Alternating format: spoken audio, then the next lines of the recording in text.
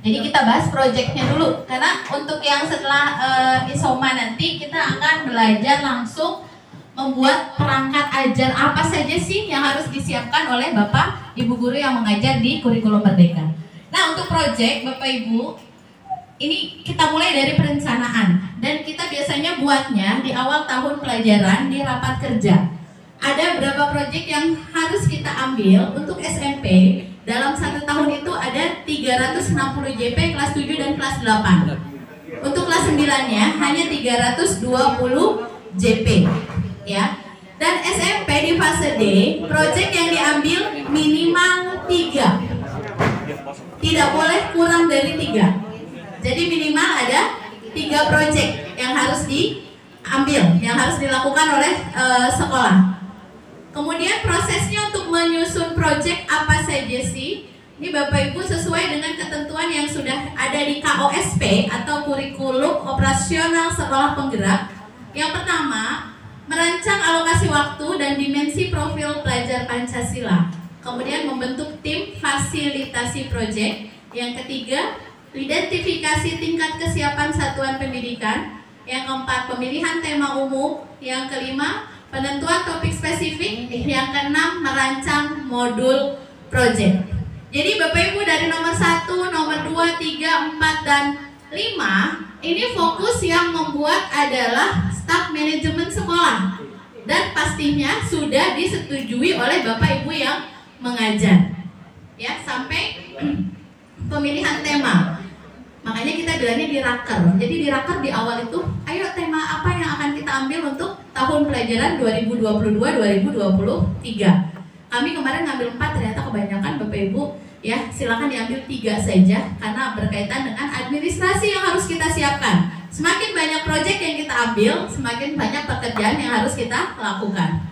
Nah, kemudian merancang modul proyek. Nah, ini adalah tugasnya tim. Tadi yang sudah dibilang oleh Pak Agus ya, ini tugasnya tim. Merancang modul proyek, mulai dari temanya apa, kalau tema tadi sudah ditentukan ya, apa yang akan dilakukan di saat pelaksanaan proyek. Itu tim yang harus membuat. Nah, kemudian alokasinya Bapak Ibu, ini yang saya bilang tadi untuk kelas 7-8 360 JP, kelas 9-nya hanya 320 JP dalam 1 tahun. Caranya untuk melakukan proyek, yang pertama, menentukan 1 hari dalam seminggu. Contoh, seluruh jam pada hari Jumat digunakan untuk proyek. Senin sampai Kamis kita belajar intra, Jumatnya belajar khusus proyek. Boleh. Cara yang kedua, mengalokasikan 1-2 jam di akhir di hari-hari khusus. Misalkan setiap hari Senin, Kamis, Jumat, jam terakhirnya dipakai untuk proyek juga boleh. Kami di 284, kami ambil cara ketiga. Karena apa? Kita coba cara pertama, ini ribet ya, karena yang namanya proyek harus berkesinambungan. Anak itu harus kerja kelompok. Kalau kerja kelompok di jeda-jeda ternyata waktunya tidak efektif. Akhirnya kita ambil cara yang ketiga, memadatkan dalam 1 periode waktu. Contoh, dilaksanakan dalam waktu 2 minggu atau sampai 1 bulan. Jadi kita padatkan. Kalau kita untuk semester ini kan 1 hari 6 JP ya. 1 hari 6 JP berarti 1 minggu ada 30 JP. Nah, untuk 1 proyek kalau kita ambil 1 tahun 4 berarti 1 proyek kebagian 90 JP, gitu kan ya? Nah, artinya apa? 90 JP dibagi 3. Berarti kita 3 minggu melaksanakan full project dari jam pertama sampai jam terakhir. Begitu. Setiap hari selama 3 minggu berturut-turut. Dan itu yang kami ambil akhirnya yang ketiga, karena ini lebih efektif. Karena pekerjaan anak kalau kita seling nih, misalkan kita pakai yang ini, minggu depan lagi gitu ya. Apalagi kalau yang sekarang sedang dilakukan di 284 itu proyek terakhir, proyek keempat yang Bhinneka Tunggal Ika ya, Pak Rizky ya? Ya? Yang terakhir kan? Bhinneka Tunggal Ika ya Bapak Ibu yang terakhir. Anak-anak diminta untuk membuat rumah adat dari karton. Itu tidak boleh mengerjakan di rumah Bapak Ibu. Harus di sekolah di jam-jam proyek tadi. Jadi setiap tim itu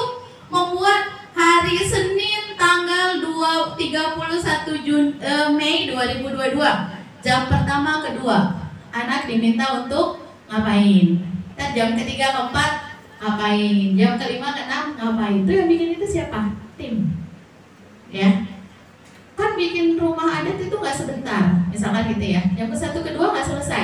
Lanjut di jam ketiga, jam keempat, dan itu semua sudah diatur oleh tim. Nanti akan kita kasih lihat contohnya. Kemudian ini Bapak Ibu dimensinya, dimensi pelajaran Pancasila yang diterapkan ada berapa Bapak Ibu? Ada 6 ya? Benar Bu, saya udah turun 6 kilo Bu gara-gara kurikulum merdeka. Tadi mas saya gede banget. Berarti keras juga dong kurikulum ini. Balik belum ngakui. Iya, betul.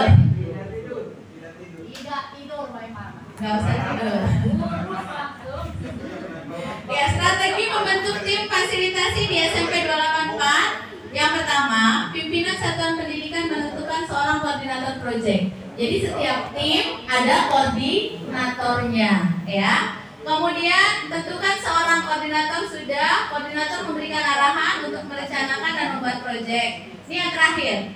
Bapak Ibu, koordinator mengumpulkan pendidik-pendidik perwakilan. Kenapa kita pakai 2 atau 3 orang guru? Kalau saya yang Bapak Ibu Wakakur ya, kalau saya baginya biar nggak susah, saya urut dari mata pelajaran pertama, pendidikan agama, PPKN, bahasa Indonesia, tim project 1, ya. Kemudian matematika, IPA, IPS, tim project 2, sampai BK pun kebagian masuk tim project. Karena tadi sudah diambil 1 jam pelajaran dari struktur kurikulum yang sudah ada. Tuh. Ini tidak usah. Ini tema kami Bapak Ibu di 284 sudah dilaksanakan. Yang pertama gaya hidup berkelanjutan, kemudian kearifan lokal yang kedua, yang ini sudah selebrasi dua-duanya. Yang ketiga kemarin sebelum bulan puasa bangunlah jiwa dan raganya. Yang keempat sekarang sedang dilaksanakan Bhinneka Tunggal Ika. Ini kami ambil 4 proyek. Kemudian materinya ngapain aja nih materi-materi ini? Siapa yang nyiapin? Tim Bapak Ibu. Siapa yang nyiapin? Tim. Mau ngapain aja, mau lagu apa terserah tim. Bapak Ibu yang mengajar di kelas 7 ngikutin apa yang diminta oleh tim. Yang pasti yang relevan, yang nyambung, ya. Misal kearifan lokal. Kearifan lokal kita ada di daerah mana nih? Oh, di Jakarta. Yang mau kita ambil apanya? Apa kebudayaannya? Apa keseniannya? Atau makanannya? Nah, di 284 yang diambil makanannya. Sayur asem, sayur babanci, sayur bakasem ya Bapak Ibu. Nasi uduk semur, jengkol. Apa lagi? Sayur gabus pucung ya. Oh, enak banget. Mas Betawi asli pasti tahu. Kemudian kue-kuenya apa lagi? Pepe, okat kelapa, dongkal ya. Terus apa lagi? Hah? Apa? Baru tahu saya mau Bu. Kili. Nah, pokoknya itulah ya. Nah, dari kearifan lokal yang kita ambil kemarin makanannya. Makanan khas Betawi apa saja sih? Dimulai di hari pertama. Mengenal makanan khas Jakarta. Pertama, di lembar kegiatannya jam ke-1 kedua, peserta didik diminta mencari makanan khas Betawi dan cara memasaknya, misalkan. Kemudian ditulis di lembar kerja yang sudah disediakan. Itu jam pertama kedua. Jam ketiga keempat ganti gurunya kan nih, ya, ganti guru. Jam ketiga keempat peserta didik diminta untuk mempresentasikan makanan yang sudah didapat beserta cara-cara membuatnya, gitu. Jam kelima keenam biasanya kita mengadakan refleksi. Itu yang bikin siapa Bapak Ibu jadwalnya? Tim. Jadi yang harus kami tekankan, yang namanya project bukan project mata pelajaran. Jadi project profil pelajar Pancasila. Ibu bayangin kalau project mata pelajaran, temanya harus ini, ya. Yang masuk guru matematika. Temanya kearifan lokal. Berapa panjang dodol yang sudah nah, hitung rambut ondel-ondel. Nah, tuh Bapak Ibu ya, kami tekankan, bukan project mapper, tapi project profil pelajar Pancasila yang sudah dibuat oleh tim yang dibentuk di awal tahun pelajaran. Sampai sini sepakat ya? Oke, baik. Nah, Bapak Ibu, saya tanya nih ya, kalau sudah sepakat berarti sudah paham. Kalau misalkan kita ambil proyek bangunlah jiwa dan raganya, kira-kira anak-anak ngapain ya? Olahraga, seni, apa lagi? Itu olahraga untuk raga, jiwanya.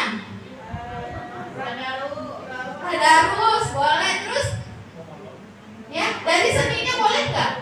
Boleh. Anak-anak disuruh menggambar rumah ibadahnya masing-masing. Apalagi untuk membangun jiwanya.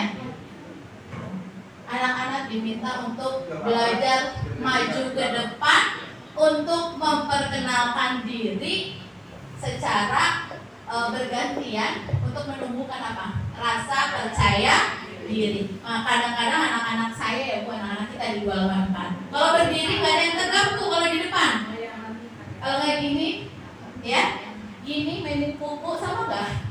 Ya, nggak ada. Kita cari anak yang berdiri langsung kalau di depan tegap, berdiri ngomong dengan lantang. Itu perlu perjuangan dari kita. Berdirinya yang benar, jangan pegangin baju. Nah, di sini Bapak Ibu, di proyek ini kita bangun jiwanya menjadi jiwa-jiwa yang punya mental yang kuat. Gimana caranya? Nah, kemudian kalau kita masih pakai cara-cara lama, kadang-kadang anak-anak kita udah nggak mau, ya, pakai cara-cara yang baru yang mereka suka. Nah, ayo sekarang kita bangun jiwanya dengan tema menumbuhkan rasa percaya diri. Gimana caranya? Suruh maju ke depan. Kamu maju ke depan, buat gombalan buat guru kamu. Ibu, hari ini cantik banget. Nah, anak-anak sekarang kan lagi kayak gitu modelnya, ya. Mereka cenderung bisa memuji, tapi sebenarnya apa ya? Anak-anak sekarang gitu kan Bu. Kita pakai lipstik, kita nggak pakai lipstik aja. Ibu sakit ya? Ibu pucat banget sih. Anak sekarang loh Bu kayak gitu. Nah itu sebenarnya rasa peduli ya terhadap seseorang. Itu harus kita tingkatkan Bapak Ibu. Di mana nih? Dengan cara mengambil proyek dengan tema bangunlah jiwa dan raganya. Itu contohnya. Kita contohkan lagi. Kalau misalkan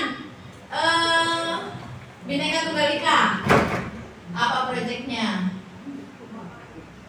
Bikin rumah adat. Sekarang lagi bikin rumah adat, anak-anak kita udah selesai. Kemudian apa lagi?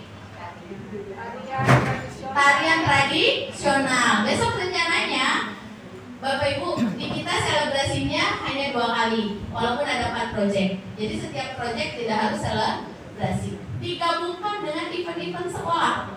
Misalkan ulang tahun sekolah, ya. Hari-hari hari kemerdekaan misalkan. Nah, untuk proyek yang ini kita yang ketiga dan keempat, selebrasinya akan kita gabung dengan acara pelepasan peserta didik kelas 9. Jadi wartawan nggak bisa nanya, Bu itu dari mana pelepasan? Soal pelepasan orang kita lagi selebrasi, ada panggungnya, ya ceritanya gitu. Nah ini anak-anak ngapain? Maju apa yang sudah mereka lakukan di saat minggu-minggu proyek, ditampilkan, gitu. Jadi tidak setelah selesai proyek harus selebrasi, tidak, ya. Kalau kami menggabungkan dengan momen-momen yang pas dengan acara-acara sekolah, gitu Bapak Ibu. Oke, kemudian tema dan topik spesifiknya kearifan lokal ini mengenal makanan dan budaya khas Betawi, fokus akhlak kepada manusia, mengutamakan persamaan sebagai alat pemersatu dalam keadaan konflik atau perdebatan, mengenal sejarah perkembangan makanan dan khas budaya Betawi yang berdampak pada cara hidup dan sudut pandang masyarakat, dan menyajikan interpretasinya melalui penggambaran visual. Nah, yang kearifan lokal ini terakhir, kita minta anak-anak membuat makanan-makanan khas Betawi. Mereka buatnya di mana? Kemarin karena masih pandemi, mereka buat di rumah dan kita minta untuk divideokan. Buatnya secara berkelompok. Dan Bapak Ibu bisa digabungkan juga dengan tema kewirausahaan.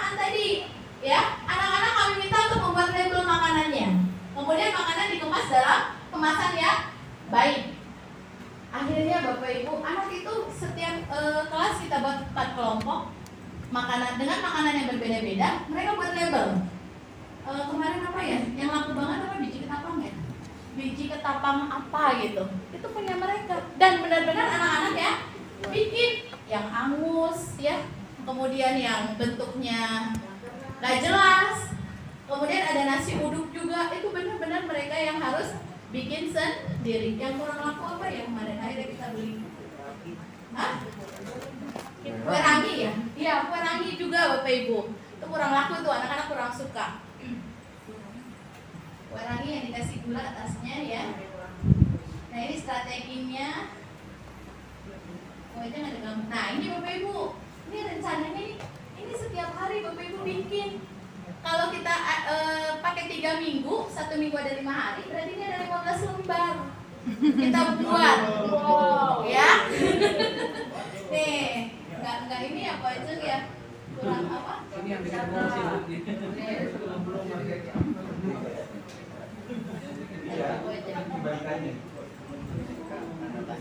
Nah, ini Bapak Ibu, nih, nggak kelihatan sih tulisannya.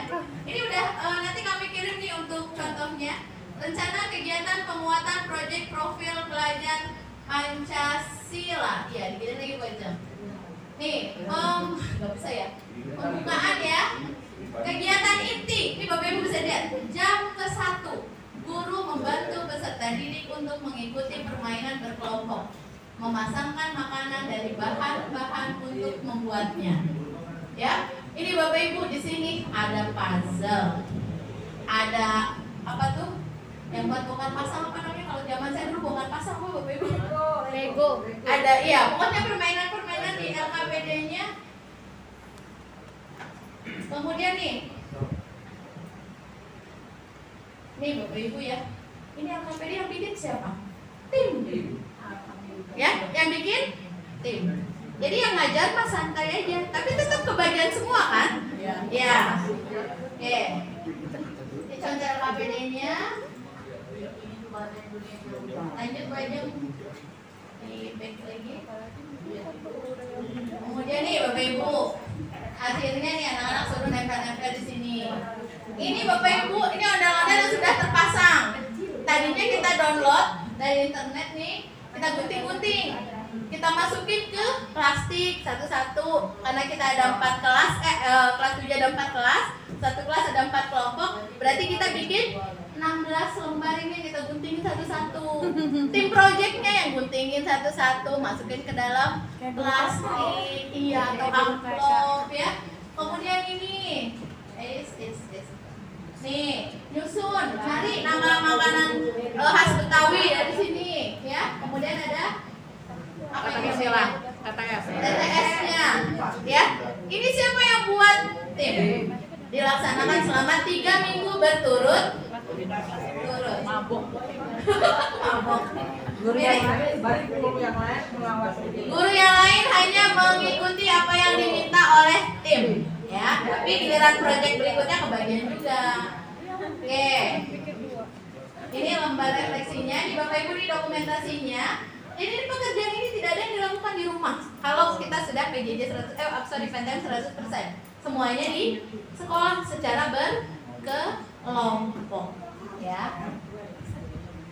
Ini melihatnya ribet banget ya. Penilaian proyek gue aja bisa dibuka nggak? Iya.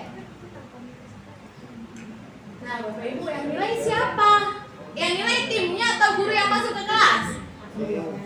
Guru yang masuk ke kelas yang menilai. Dengan cara apa? Mencentrang doang. Tadi kata Pak Gus ada berapa? Ada M, B. Apa yang B? Mulai berkembang. Apa pertama BB? Belum berkembang. MB, BSH. Makanya udah B. Berkembang sesuai harapan. Yang terakhir SB sudah berkembang. Nah, nanti Bapak Ibu nggak ada Bapak Ibu. Biasa ya. Kalau sudah dilakukan penilaiannya selama 3 minggu, makanya tadi yang dinilai bukan hasil, tapi proses. Ya, bukan tariannya dia jelek, bukan dia maju ke depan tidak percaya diri, tapi prosesnya Bapak Ibu setiap hari dinilai. Bapak Ibu tinggal checklist. Terakhir tugas Bapak Ibu tim project, kan nilai sudah ada tuh dari guru-guru yang masuk ke kelas ya. Dikumpulkan, kemudian disimpulkan. Untuk project tema ke-1, si A memiliki nilai apa dia, BB, SB, atau BSH, atau SB sudah berkembang. Deskripsinya tadi saya baru lihat lagi rapotnya. Kalau kemarin belum ada rapot project, hari tadi pagi saya buka rapot projectnya sudah muncul. Artinya wakil kurikulum tidak perlu membuat, sudah ada rumahnya. Untuk menilai, mengisi, yang mengisi atau yang memberikan nilai adalah Bapak Ibu tim project. Yang inputnya siapa? Wali kelas 7. Ya. Jadi Bapak Ibu kalau udah pasti ngajar kelas 7 berarti siap-siap jadi wali kelas 7. Dan rapot project hanya 1 kali dalam 1 tahun. Hanya di semester yang ke-2 saja. Semester pertama tidak ada rapot project, hanya ada rapot intra, itu pun hanya 1 lembar. Isinya cuma mata pelajaran, nilai, dan deskripsi. Ya. Kemudian di rapot di KOSP saya udah ngubek-ngubek nyari, tidak ada syarat kenaikan kelas. Yang ada hanya syarat kelulusan. Karena itu tadi di kurikulum Merdeka tidak ada peserta didik yang tidak naik. Semuanya naik. Mau malesnya stadium 5 ya, tetap aja naik. Nah, ini strategi juga Bapak Ibu yang sekarang 2021-2022 mengajar di kelas 7, saya buat di tahun 2022-2023 mengajar di kelas 8. Karena kalau gurunya diganti, kita harus ngoperin. Nih anak si ini Bu, namanya Ajeng kelas 7A. Kurang di materi bla bla bla bla bla, harus dioperin, harus diajarin. Tapi kalau nyambung, yang ngajar kelas 7 Bu Ajeng, yang ngajar kelas 8 Bu Ajeng, yang ngajar kelas 9 Bu Ajeng. Itu kita nggak perlu repot-repot lagi. Itu teknis bagaimana kita memberlakukan IKM di lapangan. Bapak Ibu sampai sini kita udah paham nih Bapak Ibu paham penilaiannya. Yang kayak gini Bapak Ibu, emang kita dikasih sama kementerian? Enggak. Dikasih contohnya? Enggak. BIMTEK 10 hari mau pelajari ini semua? Tidak. Ya. Jadi yang diajarin saya juga nggak ngerti karena kebetulan saya hanya wakil kurikulum dan bukan KP. Jadi saya tidak ikut BIMTEK.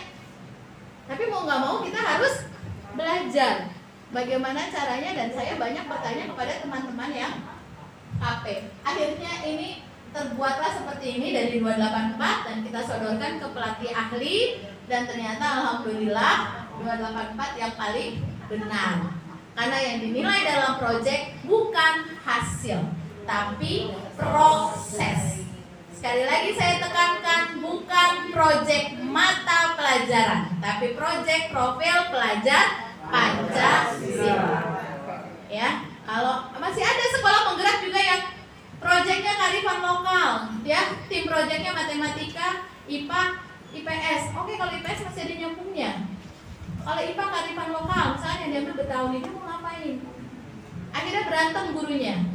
Saya mau ngajarin apa? Katanya. Ya terserah, nyari di Google gitu. Jadi berantem, saya dengar gitu. Karena memang pemahaman yang masih kurang benar. Ya itulah, karena kami diberikan materi hanya materi-materi yang sifatnya umum. Untuk implementasi benar-benar kita harus banyak baca, banyak belajar. Bapak Ibu, sudah cukup untuk proyek? Sudah jelas ya? Jelas dan paham? Insya Allah jelas, paham. Tinggal nanti kita kasih nomor WA, pokoknya kita WA-an saja Bapak Ibu ya kalau ada yang ingin ditanyakan. Nah, kemudian nanti setelah istirahat, kenapa Pak? Iya. Saya tunggu lagi ya Pak ya. Ya Bapak Ibu, nanti habis Isoma kita akan membahas cara membuat perangkat ajar yang harus dipersiapkan oleh Bapak Ibu yang mengajar di kurikulum Merdeka. Pertama ada CP, capaian pembelajaran. Itu KIKD-nya 2013. Dari CP, Bapak Ibu harus menganalisis CP. Ya, dianalisis dulu CP-nya. Kalau dulu kan MGMP tingkat kecamatan minimal harus membuat silabus RPP. Setelah selesai, guru yang lain tinggal copy. Sekarang tidak bisa, Bapak Ibu. Bukan kami 284 pelit banget sih, tidak mau ngasih, ya. Kami akan kasih kerangkanya. Formatnya akan kami berikan. Tapi isi itu terserah Bapak Ibu, disesuaikan dengan karakter peserta didik dan karakter lingkungan belajar sekolah masing-masing. Jadi tidak akan pernah sama. Bu, materinya nanti nggak sama dong antara 270 dengan Don Bosco. Masalah nggak? Nggak masalah. Materi kelas 7 IPS Don Bosco tidak ngambil silsilah keluarga. Tapi ternyata di 270 ngambil silsilah keluarga. Boleh nggak? Boleh. Silahkan. Bu, nggak sesuai dong sama buku. Bapak Ibu tidak perlu terpaku sama buku. Walaupun bukunya sudah ada, ya, buku kurikulum merdeka sudah ada, buku kelas 7. Tapi tetap yang diajarkan yang sudah disepakati oleh MGMP sekolah masing-masing. Tuh.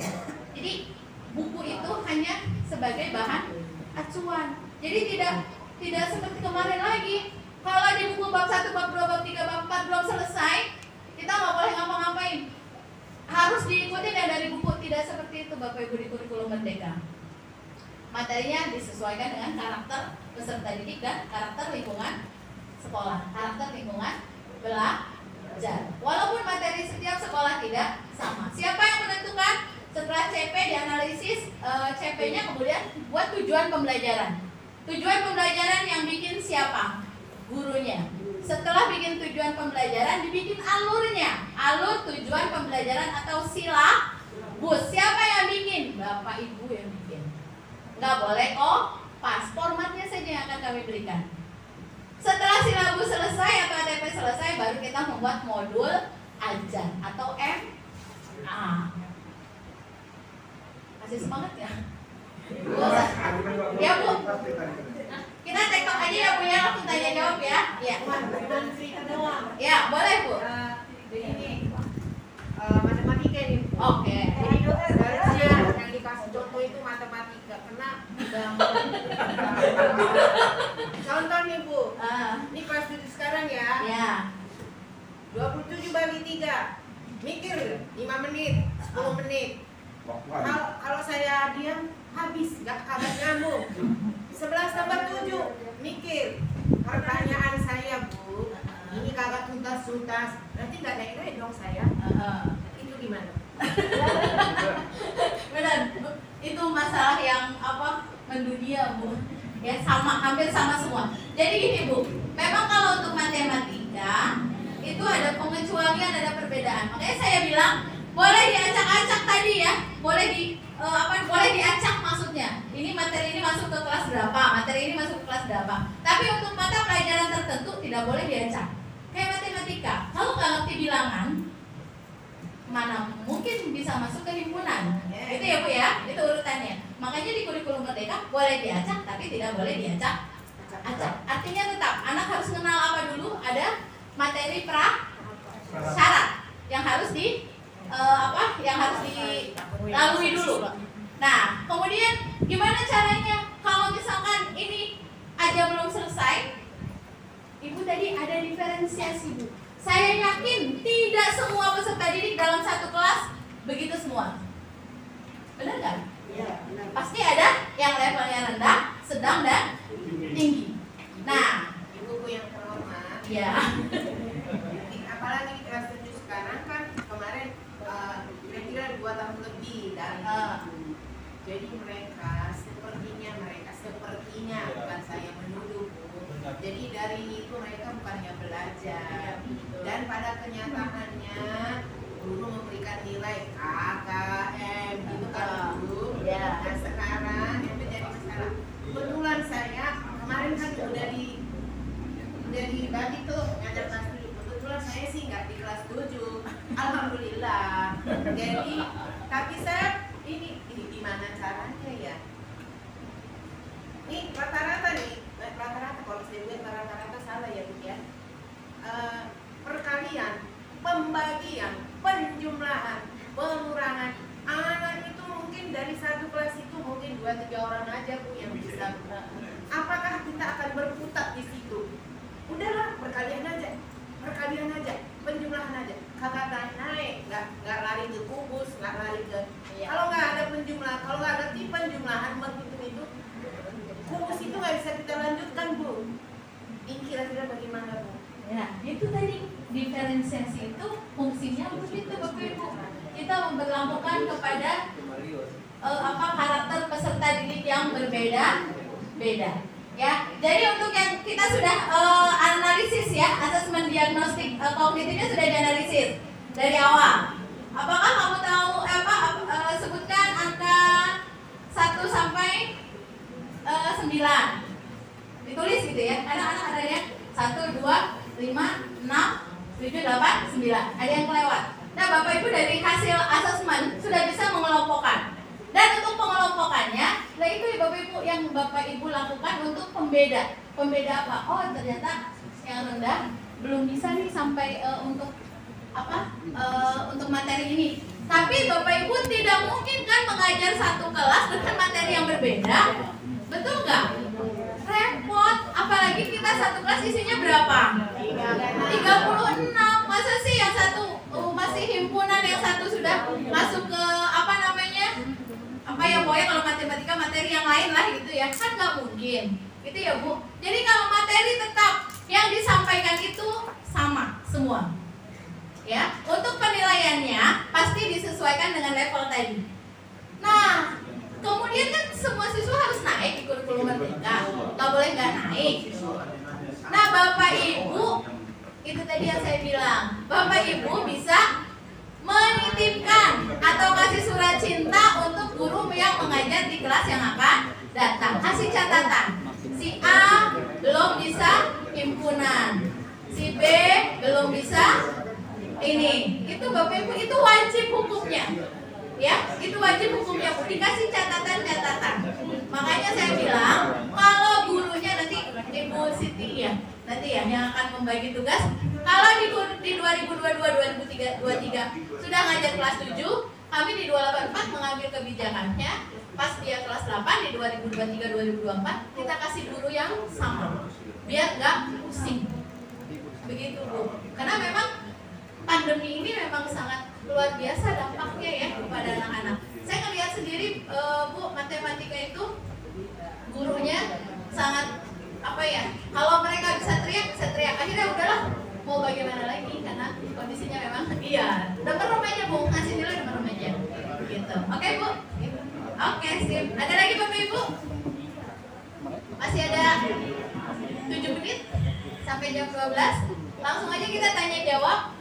Nanti selanjutnya Bapak Ibu tolong disiapkan laptopnya, nanti di share materi, kemudian format kosongnya untuk analisis CP, untuk membuat TP sudah kami kirimkan. Nanti tolong dibuka satu persatu, kita langsung praktik gimana cara membuat perangkat ajar. Sudah cukup untuk proyek?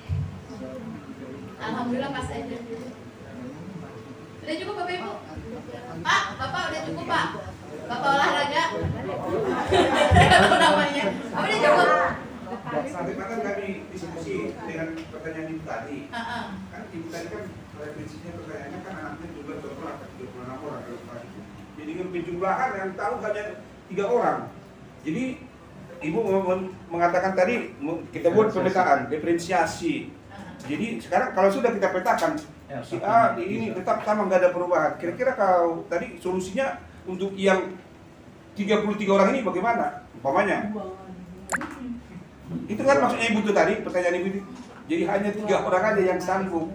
Nah, yang tadi. Jadi kira-kira solusi untuk ke depan bagaimana yang 33 orang ini? Apa masih tetap kita petakan lagi? Besoknya 1 minggu lagi kita petakan lagi? Ada nggak peningkatan seperti itu? Iya Bapak Ibu, mungkin kalau materi pelajaran yang lain bisa ya. Artinya hasil hasil penilaiannya itu hasilnya antara materi yang satu dengan materi yang lain berbeda. Cuman kalau matematika tadi ada pengecualian. Misalnya kalau IPS itu kan ada ekonomi, sejarah, geografi dan sosiologi. Anak itu mungkin mampu di materi pas lagi materi ekonomi, jadi punya nilai yang bagus. Tapi di saat sejarah dia tidak bisa. Itulah pentingnya Pak dilakukan asesmen diagnostik kognitif di setiap awal lingkup materi. Begitu.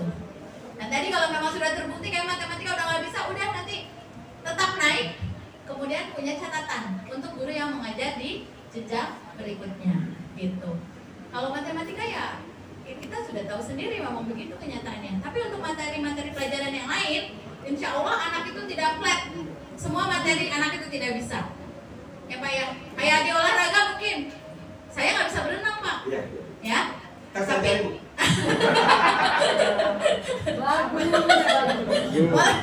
saya nggak bisa berenang. Tapi kalau berlari saya bisa. Gitu. Artinya di materi ini saya tidak punya nilai yang bagus, tapi di materi yang lain saya punya nilai yang bagus. Gitu Pak. Bu, sedikit lagi Bu. Iya. Kalau nggak salah tadi saya menyimak bahwa pemerintah memberikan materi yang harus diajarkan gitu ya kalau nggak salah. Nah ternyata di tahap A misalnya anak ini kagak berkembang-kembang, naik ke kelas 2 masih di tahap itu juga, naik ke kelas 3 masih di tahap itu juga. Berarti materi-materi yang lain dia nggak bisa, nggak kita berikan dong sama dia. Gimana itu Bu?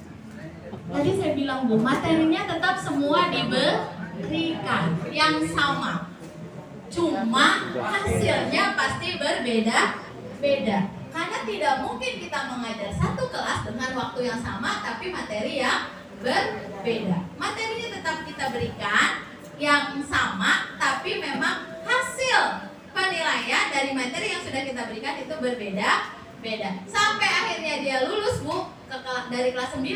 Ya udah, berarti kita tahu tuh anak nggak ngerti himpunan, tuh anak nggak ngerti bilangan, misalkan gitu.